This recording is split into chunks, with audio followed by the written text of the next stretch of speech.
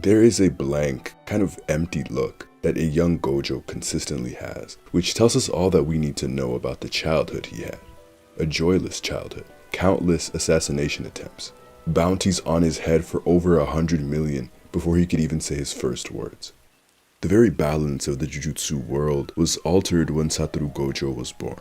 Tons of curses went into hiding because of his mere existence. Many curses were forced to become stronger because of his presence. When I think of Gojo's power, I think of that confidence in which he says that he is the strongest. Because from the moment you begin this story, you never get the sense that he's lying. Then I think back to the first time he revealed his limitless ability to the special grade curse Jogo. Jogo is astonished at the difference between their strength. He is mesmerized when he discovers that he can only touch the infinity between them. That is Gojo. Gojo is touched when he wants to be touched, when he commands the space to do so. Gojo has this magnetic ability mashed with this magnetic personality. The weight of the Jujutsu world as we know it hinges on Gojo, the first sorcerer in 400 years to be born with the 6 eyes and a limitless technique. Flight, teleportation, a domain expansion that forces one to see and feel everything. And of course, hollow purple. Satoru Gojo really is a god among sorcerers, among curses. Jujutsu Kaisen has Yuji as its protagonist, but so much of this story revolves around Gojo. Nobody can do anything without wondering where Gojo is or how his potential presence will affect any situation. The higher-ups of the Jujutsu world, this conservative faction, was also impacted nearly 30 years before the start of this series by the birth of this child. Being a part of one of the big 3 families meant immediate enrollment into Jujutsu High, and being a young prodigy, being essentially the chosen one, gave Gojo a massive burden to carry at such a young age. Gojo was assigned to missions that would have tremendous ramifications for the future of the Jujutsu world at 15, 16 years old. The most dangerous missions weren't going to his superiors, they weren't going to adults, no, they were going to this child. People like Tengen were asking specifically for him. Simply because Gojo inherited these abilities meant that he was immediately appointed as the role of the protector of the Jujutsu world as we know it. So he would become partly responsible for its successes and entirely responsible for its failures. When Yuta manifests Rika in Volume 0, the higher-ups condemn Gojo. Any misstep by Sukuna by the way of Yuji, the pressure is on Gojo. Couple that weight with the numerous and countless attacks on his life since he was a child, Gojo's life is turbulent, to say the least. But a large part of who he is of course all of these experiences, but specifically what he went through as a teenager would fundamentally alter Gojo's future, and the way he approaches his life. No one would have a more significant impact on his future than Suguru Geto. The contrast between these two is fascinating. From the physical to the mental, their upbringing, their abilities, Geto and Gojo couldn't be more different, and it makes their relationship intriguing. Geto never looked at Gojo the same way everyone else did. Geto forced the white-haired sorcerer to be better, challenging him intellectually, challenging him physically, and they even got into plenty of fights with each other. And I think Gojo respected that a ton. That there was someone out there who ignored his lineage, who ignored that title, but who was also strong enough to match it in his mind. Gojo found an equal, but most of all he found a true friend, his one and only best friend. And with Geto, he gained a different perspective on life. Gojo tends to look at things through a more self-centered lens. That doesn't necessarily define his morality, but I think the circumstances of his life, having been used and depended on his entire life, have led to a general worldview that sees strength as the most essential factor to do anything. Gojo doesn't worry about ideals or responsibilities like Geto does, and so all the decisions he makes based on how he feels, based on his own desire.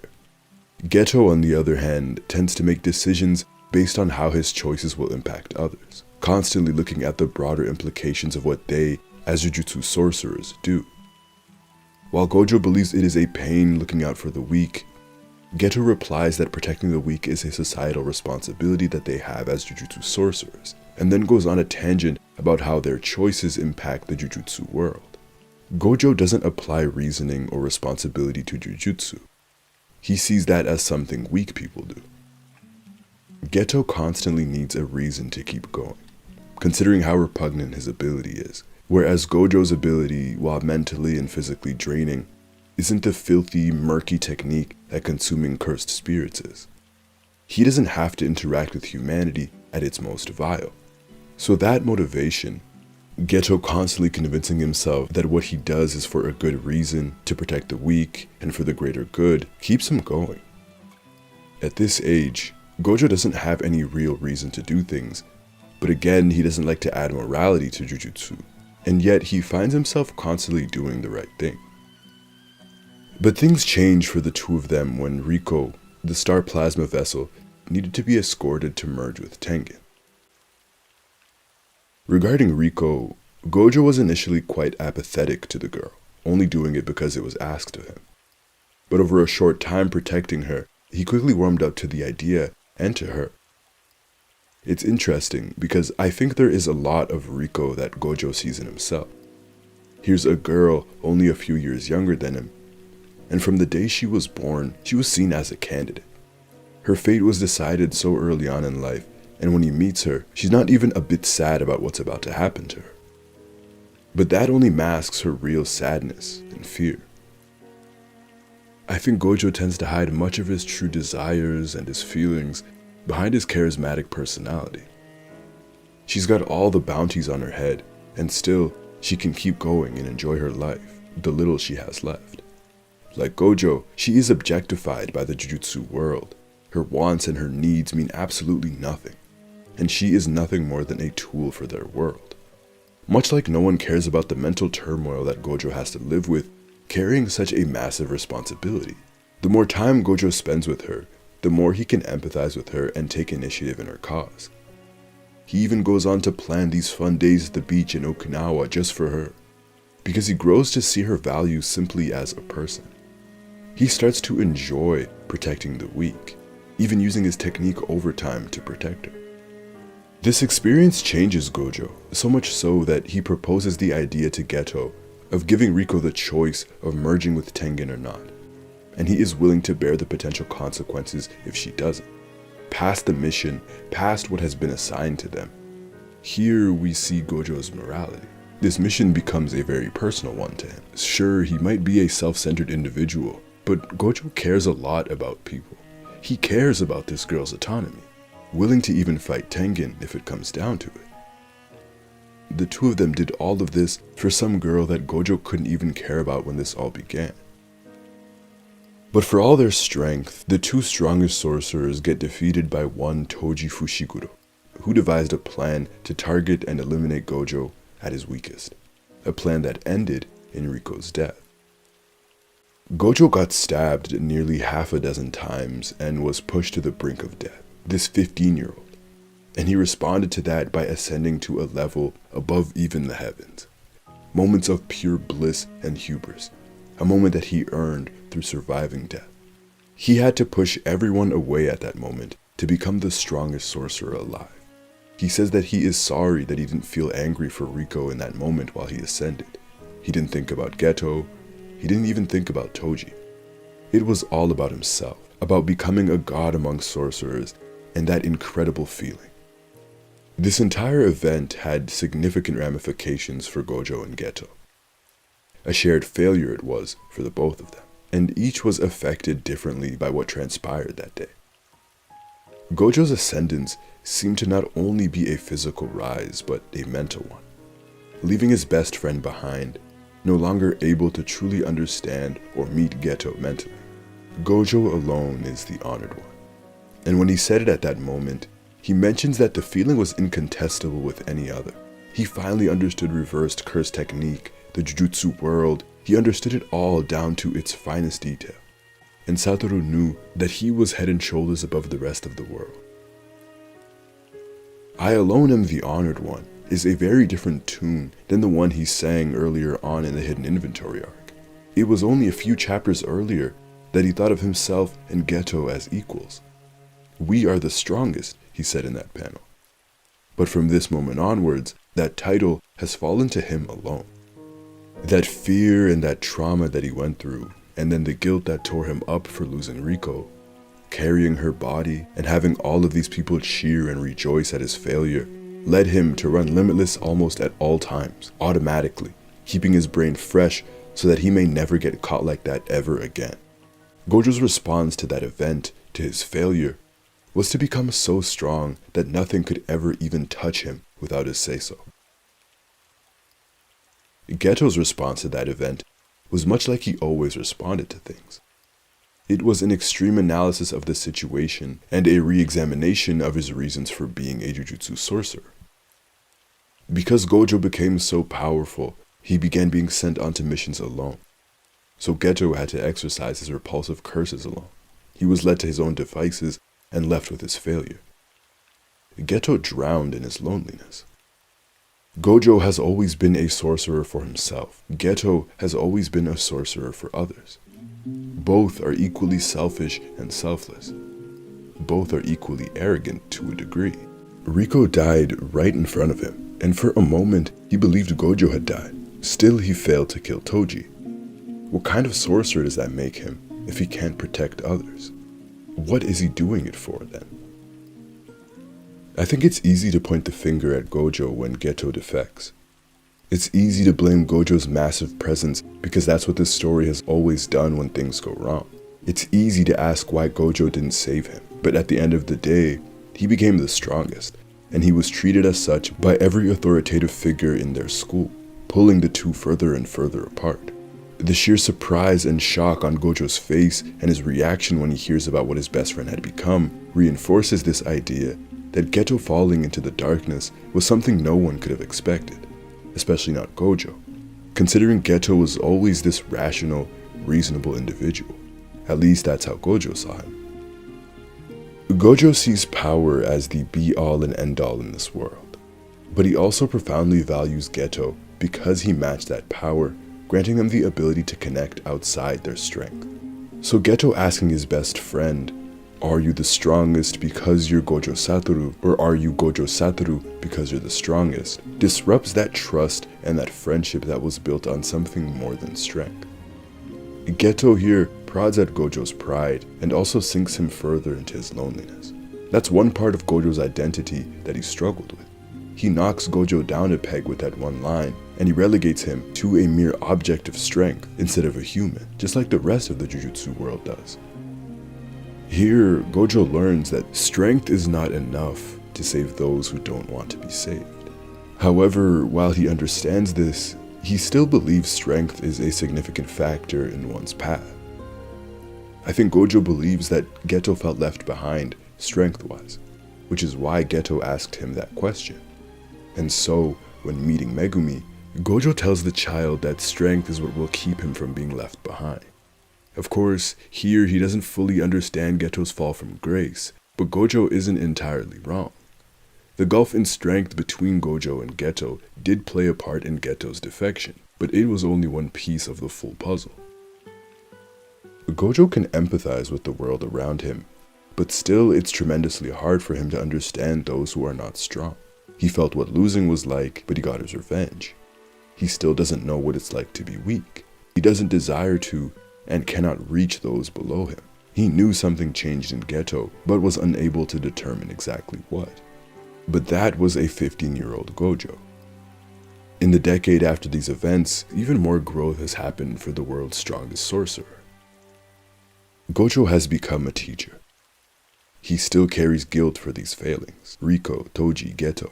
3 events are the cause of his terrible loneliness. Being the only child of the Gojo family in 400 years to wield these abilities, of course comes with this inherent solitude. As mentioned before, the responsibility that has been bestowed on him as a mere child and then a teenager, the over-reliance on his stature, makes it hard for him to connect with people. But after losing Geto, his best friend, a void was left in his absence. Sure, Gojo has allies, but he still feels lonely at the top. No one can relate to the weight he has to bear and to the responsibilities he holds. Geto could, once. Now there is no one. And that's what it means to be the strongest. And that loss ultimately becomes the catalyst for what he does and for his philosophy. Gojo wants to nurture powerful allies, the powerful next generation, in order to change the system that has made him experience such terrible loneliness. Not only for him, but for Geto too. After a decade, he clearly understands that loneliness led Geto astray. The loneliness was simply too much. For himself, strength, natural prodigious talent aside, at the core of it all, Gojo was a kid thrust into the world of adults, and he paid the price for it. He feels responsible for these losses because he's always been responsible. The reason Gojo calls his youth the best years of his life is because he wasn't so disconnected, because he alone wasn't the strongest, because he had his best friend to share life with. So twice in the story, Gojo mentions to Yuta in Volume 0 and then to Yuji that he personally will not let the higher-ups take away the best years of their youth. The same way the higher-ups took his best years, the same way they took Geto's and Riko's. Those three events, those three losses, haunts Gojo's best years. Guilt haunts it. Gojo's desire to become a teacher can be directly linked to losing Geto. There is a sort of curse of strength that follows Gojo. The god complex he carries is both a flaw in his thinking and a result of the circumstances of his life. As mentioned, Gojo is generally unwilling to connect emotionally with those weaker than him, leading him further into solitude. So for Satoru, the people around him getting stronger, this desire for stronger allies, is the solution instead of the inverse. A part of him believes that that will cure his loneliness. But also, the goal is that none of the next generation will be as lonely as he was, because they will all have formidable allies and they will all be equals. An argument can be made that Gojo's belief that no one can truly understand him is simply a barrier that he created to not allow anyone in. It's a deliberate choice that he made to separate and isolate himself instead of trying to make the effort to become understood and to form these great connections. At the same time though, because Gojo's life has been filled with people trying to attack or deceive him in one way or another, because his life has been void of sincerity, especially before and after Geto, perhaps this barrier has naturally created itself, emotionally for Gojo, to protect himself. How do you connect with a man who has seen death and has risen past the heavens to defeat it? How do you connect with the most important man in the world? How do you relate to him? But all of their problems, all of it begins with the fundamental flaws of the Jujutsu world. The old guard, the conservative faction, the higher-ups who are desperate to maintain the current system that they live in. So many of their problems have been systemic in this series, and changing the crappy system, as he calls it, is Gojo's initial motivation that we are introduced to when this series begins. The higher-ups are all idiots, he says. Their failures are as clear as day in this series. We look at how much weight they put into one's lineage, the power these big three families hold, the fact that they send out teenagers to do their bidding, the desire to execute anyone, mainly children, out of fear of their abilities instead of trying to harness them, use them for good. We also have to talk about the literal trading of children. And of course, the over-reliance on Gojo and strength as a whole. Their fear is understandable, but it causes stagnation in Jujutsu sorcerers and their development. They know that Gojo's mere presence, his existence, creates stronger curses, and yet they don't have anyone else to handle some of these massive issues. The one sorcerer they did have felt like he needed to carry the weight of the world on his shoulders. Gojo acknowledges that he could just kill all the higher-ups, but he realizes that similar people would simply fill the power vacuum in the future. He believes that the next generation needs to be given the tools to take their destiny and their fate into their own hands. They need both the strength and the intelligence to do so, and Gojo is providing that. He does still think that strength is the be-all end-all, but he has also found allies with good hearts and who are intelligent.